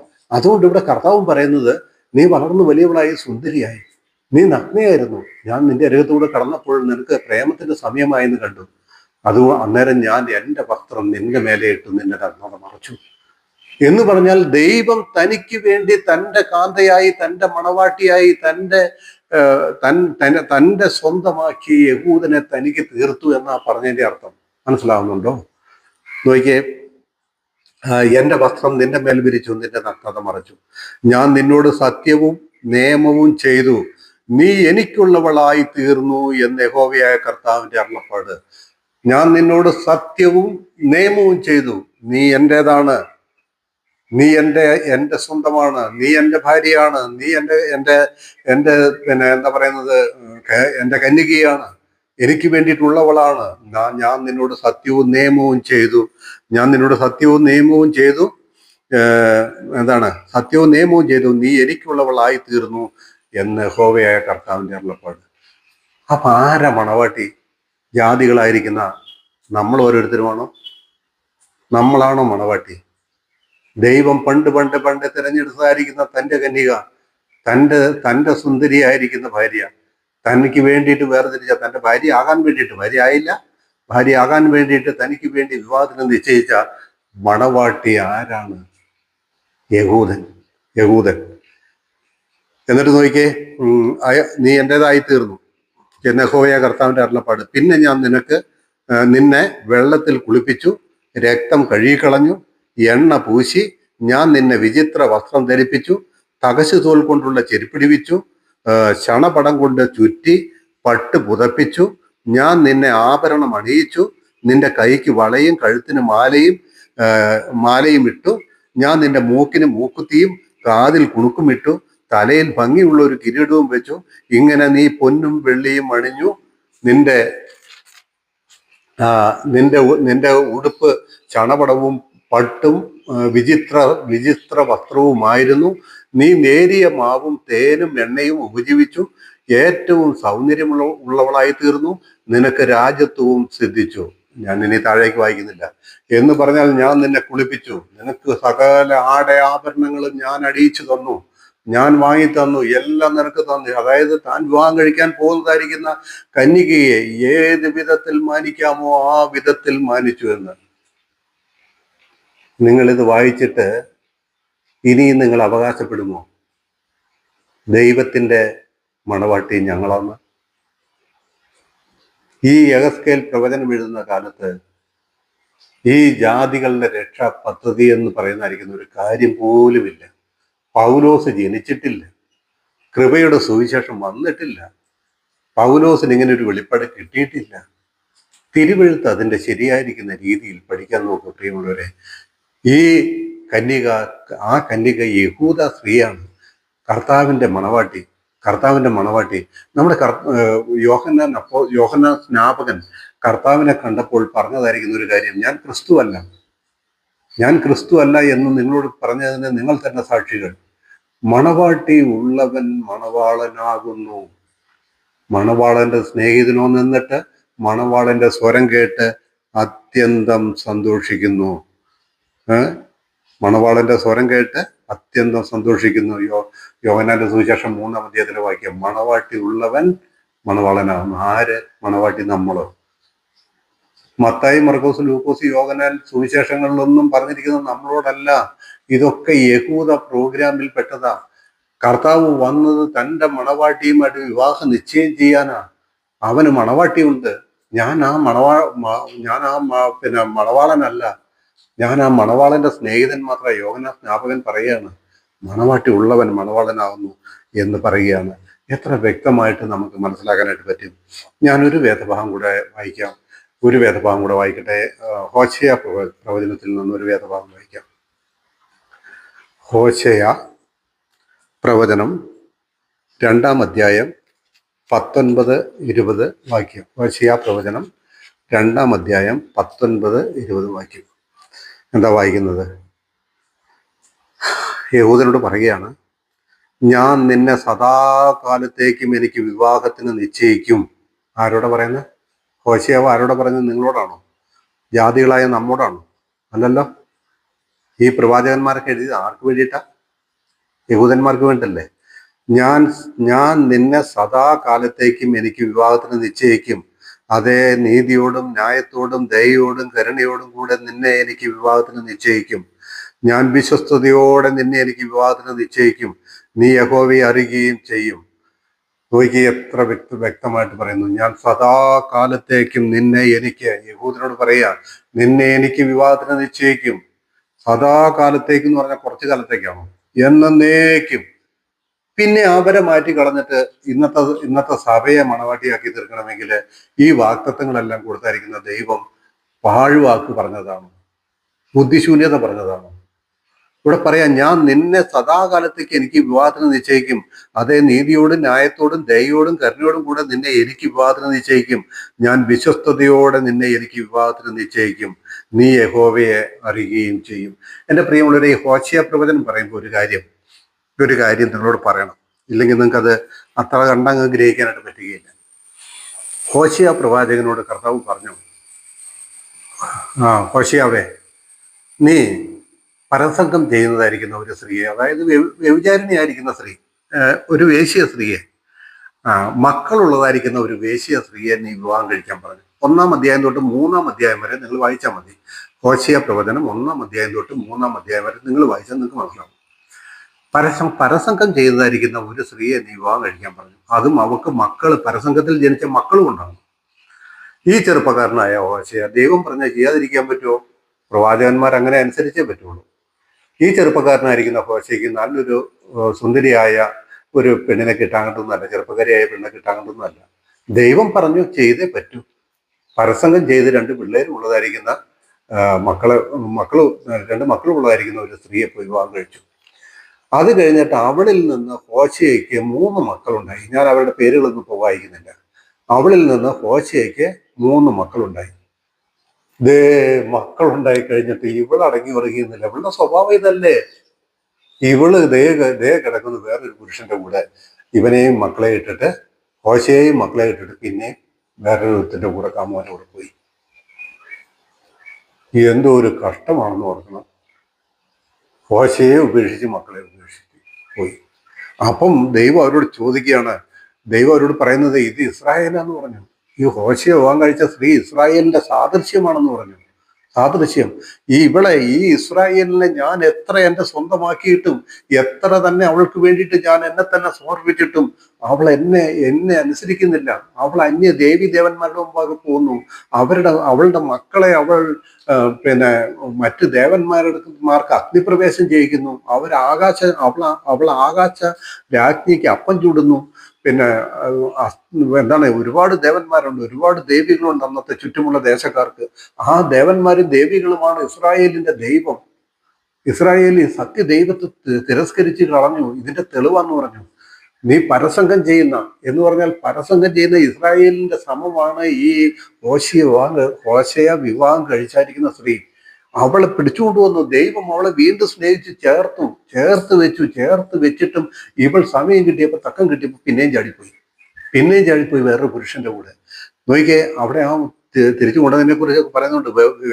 അതിനെക്കുറിച്ച് പറയുന്ന ഒരു വാക്യം, 2-ാം അധ്യായം 2-ാം വാക്യം, വ്യവഹരിപ്പിൻ, നിങ്ങളുടെ അമ്മയോട് വ്യവഹരിപ്പിൻ. മക്കളോട് പറയുകയാണ്. അമ്മ പിന്നെയും ചാടിപ്പോയി കഴിഞ്ഞ് പറയും, വ്യവഹരിപ്പിൻ, നിങ്ങളുടെ അമ്മയോട് വ്യവഹരിപ്പിൻ.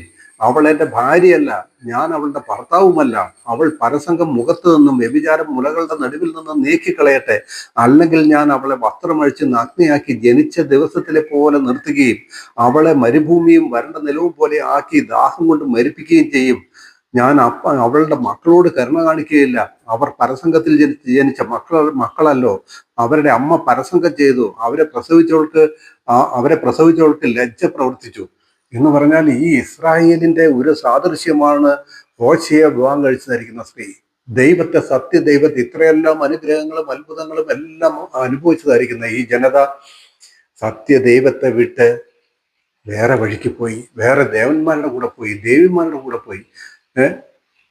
ആകാശരാജ്ഞിക്ക് അപ്പം ചുടുക, മക്കളെ അഗ്നിദേവന് അഗ്നിപ്രവേശം ചെയ്യുക, ഈ എന്തെല്ലാം പറയണം. എന്നിട്ട് ഈ സ്ത്രീ പിന്നെയും ഹോശയ്യായുടെ അടുക്കൽ നിന്ന് ചാടിപ്പോയി കഴിഞ്ഞപ്പോൾ കർത്താവ് ഹോശയോട് എന്ത് പറഞ്ഞു അറിയാമോ? നീ പോയിട്ട് അവളെ വീണ്ടും കൊണ്ടുവരാൻ പറഞ്ഞു. ഏതാ? 2-3 മക്കളെ ഹോശയ്യാവിന് പ്രസവിച്ച ഭാര്യ വേറൊരു പുരുഷന്റെ കൂടെ പോയിട്ട് ഹോശയ്യാവിനോട് പറയാണ്, നീ പോയി അവളെ പിടിച്ചുകൊണ്ടുവരാൻ പറഞ്ഞു, നീ പോയി അവളെ കൂട്ടിക്കൊണ്ടുവരാൻ പറഞ്ഞു. അത്ര തന്നെ ദൈവത്തിന് തന്റെ ജനമായ ഇസ്രായേലിനോട് പ്രേമമാണ്, സ്നേഹമാണ്. ആ ഇസ്രായേലിന് എത്ര തിന്മ ചെയ്താലും വിട്ടുകളയാൻ പറ്റുകയില്ല. എത്ര തല്ലിയാലും എത്ര ദൈവം കോപിച്ചാലും ശരി, എന്നേക്കുമായി ഉപേക്ഷിക്കുകയില്ല, എന്നേക്കുമായി തള്ളിക്കളയുകയില്ല. കാരണം ഇസ്രായേൽ ദൈവത്തിന്റെ മണവാട്ടിയാണ്, ഇസ്രായേൽ ദൈവത്തിന്റെ കന്യകയാണ്. അതുകൊണ്ട് തന്നെ ആ വിളിച്ചുകൊണ്ട് വരാൻ പറയുന്ന കാര്യം നോക്കണം. ആ വേദഭാഗം കൂടി ഞാനൊന്ന് വായിക്കട്ടെ. ഹോശയ്യാ പ്രവചനം 3-ാം അധ്യായം 2-ാം വാക്യം. യഹോവ അവരെ സ്നേഹിക്കുന്നത് പോലെ നീ ഇനിയും ചെന്ന് ഒരു ജാരനാൽ സ്നേഹിക്കപ്പെട്ട് വ്യഭിചാരിണി ആയിരിക്കുന്ന സ്ത്രീയെ സ്നേഹിച്ചു കൊണ്ടിരിക്കുക എന്ന് കൽപ്പിച്ചു. അങ്ങനെ ഞാൻ അവളെ 15 വെള്ളിക്കാശിനും 1.5 ഹോമർ യവത്തിനും മേടിച്ചു. അവളോട് നീ ബഹുകാലം അടങ്ങിപ്പാർക്കണം, പരസംഗം ചെയ്യുകയോ മറ്റൊരു പുരുഷന് പരിഗ്രഹമായിരിക്കുകയോ അരുത്, ഞാനും അങ്ങനെ തന്നെ ചെയ്യും എന്ന് പറഞ്ഞു. അവിടെ പറയുകയാണ്, ഈ വിധത്തിൽ, താഴേക്കുള്ള വാക്യം, ഈ വിധത്തിൽ ഇസ്രായേൽ ബഹുകാലം രാജാവില്ലാതെയും പ്രഭുവില്ലാതെയും യാഗമില്ലാതെയും പ്രതിഷ്ഠയില്ലാതെയും ഏഫോദില്ലാതെയും ഗ്രഹകുംഭമില്ലാതെയും ഇരിക്കും. പിന്നത്തേതിൽ ഇസ്രായേൽ മക്കൾ തിരിഞ്ഞ തങ്ങളുടെ ദൈവമായ യഹോവയെയും തങ്ങളുടെ രാജാവായ ദാവീദിനെയും അന്വേഷിക്കും. ഭാവി കാലത്ത് അവർ ഭയപ്പെട്ടുകൊണ്ട് യഹോവയിലേക്ക് മടങ്ങി വരും. ഈ ഹോശയ്യാവിനോട് പറഞ്ഞു, നീ പോയി അവളെ വീണ്ടും കൂട്ടിക്കൊണ്ടുവരാൻ പറഞ്ഞു. ആ ഹോശയ്യാവ് ചെന്നിട്ട് എന്ത് ചെയ്തു? പാവം അല്ലേ, സങ്കടം തോന്നില്ലേ ഒരിടക്കില്? തന്നെ വിട്ട് വേറൊരു പുരുഷന്റെ കൂടെ പോയ സ്ത്രീയെ പിന്നെയും പോയി വിലക്ക് മേടിക്കുക. എത്ര വിലയ്ക്ക്, എത്ര വില കൊടുത്തു? അങ്ങനെ ഞാൻ 15 വെള്ളിക്കാശിനും 1.5 ഹോമർ യവത്തിനും മേടിച്ച് അവളോട്, നീ ബഹുകാലം അടങ്ങി എൻ്റെ വീട്ടിൽ പാർക്കണം, വേറൊരു പരസംഗം ചെയ്യുകയോ മറ്റൊരു പുരുഷന് പരിഗ്രഹമായിരിക്കുകയോ അരുത്, ഞാനും അങ്ങനെ തന്നെ ചെയ്യും. അവളെ വീണ്ടും തിരിച്ചു കൊണ്ടുവന്നു. ഇത്രമാത്രം സ്നേഹിക്കുന്ന ഇസ്രായേൽ എന്ന് പറയുന്നതായിരിക്കുന്ന ജനത കർത്താവിന്റെ മണവാട്ടിയായിരിക്കെ, കർത്താവിന്റെ ഭാര്യയായിരിക്കെ, കർത്താവിന്റെ കാന്തയായിരിക്കെ, കുറെ കാലം കഴിഞ്ഞ് ഒരു പൗലോസ് അപ്പോസ്തലനെ വിളിച്ച് ഒരു ഗണത്തെ രക്ഷിത ഗണമായി സകല ജാതിയിൽ നിന്നും ഭാഷയിൽ നിന്നും ഒക്കെ വർണ്ണ വ്യത്യാസമില്ലാതെ ചേർത്ത ഈ ജനത പറയുന്നത്, ഞങ്ങളാ മണവാട്ടി, യഹൂദനല്ല, ഞങ്ങളാ മണവാട്ടി. എന്ത് മറുപടി പറയും? അവരോട് പറയുകയാണ് ഞാൻ ഹോശയ്യാ പ്രവചനത്തിൽ വായിച്ച വാക്യം, അവരോട് പറയുന്നതായിരിക്കുന്ന വാക്യം 19-20 വാക്യം ഇങ്ങനെയാണ്: ഞാൻ നിന്നെ ഇനി ഞാൻ നിന്നെ ഉപേക്ഷിച്ച് കളയില്ല, ഞാൻ നിന്നെ സദാകാലത്തേക്കും എനിക്ക് വിവാഹത്തിന് നിശ്ചയിക്കും. അതേ നീതിയോടും ന്യായത്തോടും ദയയോടും കരുണയോടും നിന്നെ എനിക്ക് വിവാഹത്തിന് നിശ്ചയിക്കും. ഞാൻ വിശ്വസ്തയോടെ നിന്നെ എനിക്ക് വിവാഹത്തിന് നിശ്ചയിക്കും. നീ യഹോവയെ അറിയുകയും ചെയ്യും എന്ന് വളരെ വ്യക്തമായിട്ട് ഭാവി കാലത്തിലേക്ക് നോക്കി പറഞ്ഞു. നിന്നെ ഞാൻ എന്നേക്കും എനിക്ക് വേണ്ടിയിട്ട് വിവാഹത്തിന് ഞാൻ നിശ്ചയിക്കും. നീ എന്നോട് കൂടെ ഇരിക്കും, നീ എൻ്റെ ഭാര്യയായിരിക്കും എന്ന് പറഞ്ഞു. ഞാൻ പറഞ്ഞു വന്ന വിഷയത്തിൽ നിന്ന് അകന്നു പോയി എന്ന് നിങ്ങൾക്ക് തോന്നുമായിരിക്കാം. ഞാൻ അകന്നു പോയില്ല. ഞാൻ അത് തന്നെ പറയുന്നത്. പുത്തൻ യെരൂശലേം ആർക്ക് വേണ്ടിയിട്ട് പണിയുന്നു? പുതിയ ഭൂമി ആർക്ക് വേണ്ടി പണിയുന്നു? പുത്തൻ യെരൂശലേം ആർക്ക് വേണ്ടിയുള്ളത്? രണ്ടും ദൈവത്തിന്റെ ജനമായ ഇസ്രായേൽ എന്ന ദൈവത്തിന്റെ മണവാട്ടിക്ക് വേണ്ടി, ദൈവത്തിന്റെ ഭാര്യയ്ക്ക് വേണ്ടി, ദൈവത്തിന്റെ കന്യകയ്ക്ക് വേണ്ടിയിട്ടാണ് പുതിയ ഭൂമി.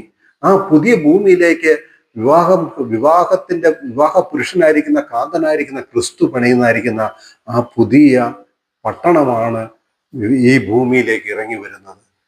അത് ആരുടെ? ആ പട്ടണത്തിന്റെ പേരെന്താ? നിങ്ങൾക്ക് എല്ലാവർക്കും കാണാതറിയാം അല്ലേ? പെട്ടെന്ന് പറയും, പുത്തൻ യെരൂശലേം അല്ലേ? പുത്തൻ യെരൂശലേം എന്ന് മേലെ എഴുതും. താഴെ ഒന്നുകൂടെ എഴുതും. എന്താണെന്നറിയാമോ? കുഞ്ഞാടിന്റെ കാന്തയായ മണവാട്ടിക്കുള്ളതെന്ന് എഴുതും. കാണണോ നിങ്ങൾക്ക്? എഴുതൂന്ന് പറഞ്ഞാൽ അങ്ങനെ എഴുതിയിട്ടുണ്ടോ എന്ന് ചോദിച്ചാൽ ഞാൻ പറഞ്ഞ് വായിച്ചു കേൾപ്പിക്കാം. 9-ാം വാക്യം, വെളിപ്പാട് പുസ്തകം 21-ാം അധ്യായം 9-ാം വാക്യം. അന്ത്യബാധ 7 നിറഞ്ഞ 7 കലശമുണ്ടായിരുന്നു. 7 ദൂതന്മാരിൽ ഒരുത്തൻ വന്ന് എന്നോട്, വരിക, കുഞ്ഞാടിന്റെ കാന്തയായ മണവാട്ടിയെ കാണിച്ചു തരാം എന്ന് പറഞ്ഞു. എന്ത് കാണിച്ചു കൊടുക്കാന്ന് പറഞ്ഞു? കുഞ്ഞാടിന്റെ കാന്തയായ മണവാട്ടിയെ കാണിച്ചു തരാമെന്ന് പറഞ്ഞു. അപ്പൊ കാണിച്ചു കൊടുക്കുന്നത് ഒരു സ്ത്രീയല്ലേ? വരിക, ഞാൻ നിനക്ക് കാണിച്ചു തരാം. യോഹന്നാനോട് പറയാം, ഞാൻ കുഞ്ഞാടിന്റെ കാന്തയായ മണവാട്ടിയെ കാണിച്ചു തരാം. അപ്പൊ യോഹന്നാൻ ഒരു സ്ത്രീയെ കാണാൻ വേണ്ടി നോക്കുകയാണ്. അതായത് ആ സ്ത്രീ അത്ര ഭാഗ്യവതിയായ സ്ത്രീ. പക്ഷെ കാണിച്ചു കൊടുത്തതോ എന്താ അവിടെ പറഞ്ഞു? കുഞ്ഞാടിന്റെ കാന്തയായ മണവാട്ടിയെ കാണിച്ചു തരാം എന്ന് പറഞ്ഞു. അവൻ എന്നെ ആത്മവിവശതയിൽ ഉയർന്ന ഒരു വൻമലയിൽ കൊണ്ടുപോയി യെരുശലേം എന്ന വിശുദ്ധ നഗരം സ്വർഗത്തിൽ നിന്ന് ദൈവസന്നിധിയിൽ നിന്ന് തന്നെ ദൈവ തേജസ് ഉള്ളതായി ഇറങ്ങുന്നത് കാണിച്ചു തന്നു. അപ്പോൾ യെരുശലേം എന്ന വിശുദ്ധ നഗരം ആർക്ക് വേണ്ടിയുള്ളതാണ്? അതിന്റെ ഔദ്യോഗിക നാമം എന്താണ്? കുഞ്ഞാടിന്റെ കാന്തയായ മണവാട്ടിയുടെ പട്ടണം, കുഞ്ഞാടിന്റെ കാന്തയായ മണവാട്ടിയുടെ ഭവനം, കുഞ്ഞാടിന്റെ കാന്തയുടെ വീട്, കാന്തൻ കാന്തയ്ക്ക് വേണ്ടി നിർമ്മിച്ചതായിരിക്കുന്ന സ്വപ്നതുല്യമായ ഭവനം. യോഹന്നാനെ കാണിച്ചു കൊടുത്തത് കുഞ്ഞാടിന്റെ കാന്തയായ മണവാട്ടിയെ കാണിച്ചു കൊടുക്കാന്ന് പറഞ്ഞിട്ട് കാണിച്ചു കൊടുത്തത് ഈ സ്വർഗീയ യെരുശലേമാണ്. ഇപ്പോൾ നിങ്ങൾക്ക് മനസ്സിലായോ സ്വർഗീയ യെരുശലേം ആർക്ക് വേണ്ടിയിട്ടാണെന്ന് മനസ്സിലായോ? ഈ സ്വർഗീയ യെരുശലേം പണിതിരിക്കുന്നത്, അതിന്റെ അടിസ്ഥാനങ്ങളും അതിന്റെ ഗോപുരങ്ങളും ആരുടെ പേരിലാണ് എഴുതിയിരിക്കുന്നത്? അതിന്റെ അടിസ്ഥാനങ്ങളും അതിന്റെ ഗോപുരങ്ങളും നോക്കിക്കേ. അതിന്റെ 12-ാം വാക്യം, അതിന് പൊക്കമുള്ള വൻമതിലും 12 ഗോപുരവും ഗോപുരങ്ങളിൽ 12 ദൂതന്മാരുമുണ്ട്. ഇസ്രായേൽ മക്കളുടെ 12 ഗോത്രങ്ങളുടെ പേർ കൊത്തിയിട്ടുമുണ്ട്. അപ്പൊ അത് ആർക്ക് വേണ്ടിയുള്ളത്? ഇസ്രായേൽ മക്കളുടെ 12 ഗോത്രങ്ങളുടെ പേർ കൊത്തിയിരിക്കുന്ന പുത്തനെരുശലേമിലേക്ക് എന്താണ് പറയുന്നത്? ലോകത്തിൽ ദൈവമില്ലാത്തവരും വാക്തത്വമില്ലാത്തവരും പ്രത്യാശയില്ലാത്തവരും യഹൂദന്മാരാൽ അഗ്രചർമ്മിക്കാർ എന്ന് വിളിക്കപ്പെട്ടുവരിക്കുന്ന നിങ്ങൾക്ക് വേണ്ടിയിട്ടാണോ പുത്തനെരുശലേം ഉണ്ടാക്കിയിരിക്കുന്നത്? ആണോ? ചിന്തിക്കുക. അവിടെ പറയാണ്, അതിന്റെ 12 ഗോപുരവും ഗോപുരങ്ങളിൽ 12 ദൂതന്മാരും ഉണ്ട്. ഇസ്രായേൽ മക്കളുടെ 12 ഗോത്രങ്ങളുടെ പേരും ആ ഗോപുരങ്ങളിൽ എഴുതിയിട്ടുണ്ട്. 12 ഗോത്രങ്ങൾ അവർക്ക് വേണ്ടിയിട്ടുള്ളതാ. അതാ കുഞ്ഞാടിന്റെ കാന്തയായ മണവാട്ടി എന്ന് പറയുന്നത്. അവരാ മണവാട്ടി. പിന്നെ എന്നുണ്ട് 14-ാം വാക്യം, എല്ലാം ഞാൻ വായിക്കുന്നില്ല. 14-ാം വാക്യം, നഗരത്തിന്റെ മതിലിന് 12 അടിസ്ഥാനങ്ങളുണ്ട്. 12 അടിസ്ഥാനങ്ങൾ. അതിൽ കുഞ്ഞാടിന്റെ 12 അപ്പോസ്തലന്മാരുടെ പേരും ഉണ്ട്. 12 അടിസ്ഥാനങ്ങളിൽ ആരുടെ പേരാ? 12 അപ്പോസ്തലന്മാരുടെ പേര്. 12 അപ്പോസ്തലന്മാർ ആർക്ക് വേണ്ടിയുള്ള? യഹൂദന്മാർക്ക് വേണ്ടി. 12 ഗോത്രങ്ങൾക്ക് വേണ്ടി 12 അപ്പോസ്തലന്മാരെ തിരഞ്ഞെടുത്ത്. എന്താ ഇവിടെ നമ്മൾക്കാണ് ഈ പുത്തനെരുശലേം, നമുക്കാണ് ഈ പുതിയ ഭൂമിയൊക്കെ ഉള്ളതെങ്കിൽ ഒന്നും വേണ്ട, നമ്മളെ ആരുടെയും പേരെഴുതിയില്ലേലും വേണ്ടില്ല. ആ പാവം അപ്പോസ്തലനായിരിക്കുന്ന പൗലോസിന്റെ പേര് ഇവിടെ ഒന്ന് കോറിയിടാൻ പാടില്ലായിരുന്നു. എന്താ എഴുതിയിടാഞ്ഞ്? 12 അപ്പോസ്തലന്മാർ കർത്താവിൻ്റെയാ. ഒരിക്കൽ പത്രോസ് കർത്താവിന് ചോദിച്ചു, കർത്താവെ, ഞങ്ങൾ സകലവും വിട്ട് നിന്നെ അനുഗമിച്ചല്ലോ, ഞങ്ങൾക്ക് എന്ത് ലഭിക്കുമെന്ന് ചോദിച്ചപ്പോൾ, മനുഷ്യപുത്രൻ തന്റെ തേജസ്സിന്റെ സിംഹാസനത്തിൽ ഇരിക്കുമ്പോൾ നിങ്ങളും ഉയർത്തെഴുന്നേറ്റ് 12 സിംഹാസനങ്ങളിലിരുന്ന് ഇസ്രായേൽ ഗോത്രം 12-നും ന്യായാധിപന്മാരാകുമെന്ന് പറഞ്ഞു. ഇസ്രായേൽ ഗോത്രം 12-ന് വേണ്ടിയിട്ട് 12 അപ്പോസ്തലന്മാരെ തിരഞ്ഞെടുത്ത്. അത് ദൈവത്തിന്റെ വേറൊരു പദ്ധതിയാണ്. ഇന്നത്തെ കൃപായുഗത്തിലെ ആളുകൾ, ഞാൻ മണവാട്ടിയാണ്, ഞാൻ പുത്തനെരുശലേമിൽ ചെല്ലുകയെ, ഞാൻ പുത്തനെരുശലേമിന്റെ അവകാശിയാണ്, ഞാൻ പുതിയ ഭൂമിയുടെ അവകാശിയാണ്, എനിക്ക് വേണ്ടിയിട്ട് അങ്ങനെ ദൈവം വലിയൊരു രാജ്യം ഒരുക്കിയിരിക്കുകയാണ്, ഞാൻ അതിലേക്ക് പ്രവേശിച്ചു. നിങ്ങൾ എന്തെല്ലാം പറഞ്ഞ് നിലവിളിച്ചാലും, മാറത്തടിച്ചാലും, നിങ്ങൾ തലതല്ലി കരഞ്ഞാലും, എൻ്റെ പ്രിയമുള്ളവരെ, പുതിയ ഭൂമിയിൽ നിങ്ങൾ എത്തുകയില്ല, പുത്തനെരുശലേമിൽ നിങ്ങൾ എത്തുകയില്ല. ഞാൻ ചോദിക്കുന്നത്, കുഞ്ഞാടിന്റെ കാന്തയായ മണവാട്ടിയുടെ ഭവനം എന്ന് പേരെഴുതിയിരിക്കുന്നതിന്റെ ഉള്ളിൽ നമ്മളിലും ചിലർ അങ്ങനെ അവകാശപ്പെടുന്നുണ്ട്. അതായത് പുതിയ ആകാശം പുതിയ ഭൂമിയിൽ നമ്മളും ഉണ്ടാവും യഹൂദന്മാരും ഉണ്ടാവും. അതായത് എഫേസ്യ ലേഖനം 1:10 ഒരു വാക്യമുണ്ട്, അത് സ്വർഗത്തിലും ഭൂമിയിലും ഉള്ളതെല്ലാം പിന്നെ ക്രിസ്തുവിൽ ഒന്നാക്കി ചേർക്കാം എന്നിങ്ങനെ കാലസമ്പൂർണ്ണതയിലെ വ്യവസ്ഥയ്ക്കായി കൊണ്ട് തന്നെ എന്ന് എഴുതിയൊരു വാക്യമുണ്ട്. ഇത് കാലസമ്പൂർണ്ണതയിലെ വ്യവസ്ഥയാണെന്നും ഇവിടെ കുഞ്ഞാടിന്റെ കാന്തയോടുകൂടെ നമ്മളും ചേർന്ന് നമ്മളും ആ ബന്ധത്തിലായി തീരുമെന്നും ഒക്കെ പറയുന്നവരുണ്ട്. എഫേസ്യർ 1:10 സ്വർഗത്തിലും ഭൂമിയിലും ഉള്ളതെല്ലാം ക്രിസ്തുവിന്റെ ഭരണത്തിന്റെ കീഴിൽ വരുന്നു എന്നാണ് എഫേസ്യർ 1:10. അത് നമ്മൾ മനസ്സിലാക്കണം. സ്വർഗത്തിലുള്ളതും ഭൂമിയിലുള്ളതും ക്രിസ്തുവിനാൽ നിയന്ത്രിക്കപ്പെടുന്ന ക്രിസ്തുവിന്റെ ഭരണത്തിന്റെ കീഴിൽ വരുന്നു എന്നുള്ളതാണ്. ഓക്കെ, ഞാൻ ചോദിക്കുന്നത്, ഈ കുഞ്ഞാടിന്റെ കാന്തയായ അല്ലെ, അങ്ങനെയല്ല നമ്മൾ വായിച്ചത്, കുഞ്ഞാടിന്റെ കാന്തയായ മണവാട്ടിയുടെ ഭവനം എന്ന് എഴുതിയിരിക്കുന്ന ആ പുത്തൻ യെരൂശലേമിൽ നമ്മൾ വാസം ചെയ്യുകയാണെങ്കിൽ നമ്മളും എന്തായി തീർന്നു? യേശു ക്രിസ്തുവിന്റെ ശരീരമാകുന്ന സഭയുടെ അംഗം എന്ന സ്ഥാനം ഉപേക്ഷിച്ച് കളഞ്ഞിട്ട്, അല്ലെങ്കിൽ ദൈവം തള്ളിക്കളഞ്ഞിട്ട് നീക്കിക്കളഞ്ഞിട്ട് മണവാട്ടിയുടെ ഭവനത്തിന്റെ ഉള്ളിൽ വസിക്കണം. ഇന്ന് ഒരുപക്ഷെ എനിക്ക് തോന്നുന്നത് നമ്മുടെ കൂടെ ഉള്ളവർ തന്നെ അങ്ങനെ വിചാരിക്കുന്നവരും പഠിപ്പിക്കുന്നവരുമുണ്ട്. കർത്താവ് 1000 ആണ്ട് അല്ലെങ്കിൽ പുതിയ ആകാശം പുതിയ ഭൂമിയിലെ കർത്താവ് ഭൂമിയിലായിരിക്കുമ്പോൾ നമ്മളും ഈ ഭൂമിയിലായിരിക്കും എന്നൊക്കെ പഠിപ്പിക്കുന്നവരുണ്ട്. നമ്മൾ ഈ ഭൂമിയിലായിരിക്കുകയാണെങ്കിൽ എവിടെയായിരിക്കണം? പുത്തൻ യെരൂശലേമിലായിരിക്കണം. പുത്തൻ യെരൂശലേമിന്റെ ഹെഡിങ് എന്നറിയാമോ? കുഞ്ഞാടിന്റെ കാന്തയായ മണവാട്ടിയുടെ ഭവനം എന്നാണ്. കുഞ്ഞാടിന്റെ കാന്തയായ മണവാട്ടിയുടെ ഭവനം. അപ്പൊ നമ്മളും കാന്തയായില്ലേ? നമ്മളും മണവാട്ടിയായില്ലേ? കർത്താവിന്റെ ശരീരമാകുന്ന സഭ എന്നുള്ളായിരിക്കുന്ന സ്ഥാനം എന്നേക്കും ഉപേക്ഷിക്കപ്പെട്ടില്ലേ? ഇത് പക്ഷേങ്കിൽ ഞാൻ പറയുന്നത്, ഈ പുത്തൻ യെരൂശലേമിന്റെ കാലവും പുത്തൻ യെരൂശലേം എന്ന് പറയുന്നതും ഒരു ലക്ഷക്കണക്കിന് കാലങ്ങളായിരിക്കാം.